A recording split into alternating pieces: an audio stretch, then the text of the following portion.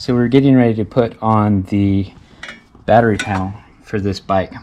And to hold this battery panel, Delfast has used a Phillips screw. It's this really small fastener. It's a 3mm. And the problem with the Phillips screw that small and something that's supposed to hold something this heavy is that it gets jammed, it's hard to turn, and the screws end up getting stripped. Most people that have worked on these, I bet, have experienced that. So I've resourced some Torx screws instead that are the same size, that are stainless steel, so a lot stronger. And you need a number 9 Torx bit to turn these screws. And this makes working with this panel much better experience and avoids getting the panel stuck on because of stripped screw heads.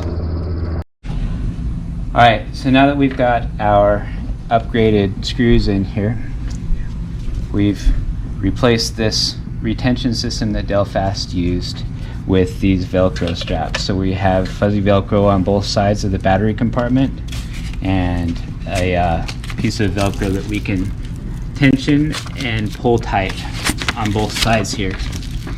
So now our battery is held in really firmly, and there's no way it's going to bounce around or shift. When you're moving fast on a bike and something that weighs 35 pounds is moving around inside it, that can create a lot of damage really fast. So this strap system and these screws, I'm going to begin offering these as a package on Aspire wood that everyone can buy to complete this improved battery retention for the Delfast bike.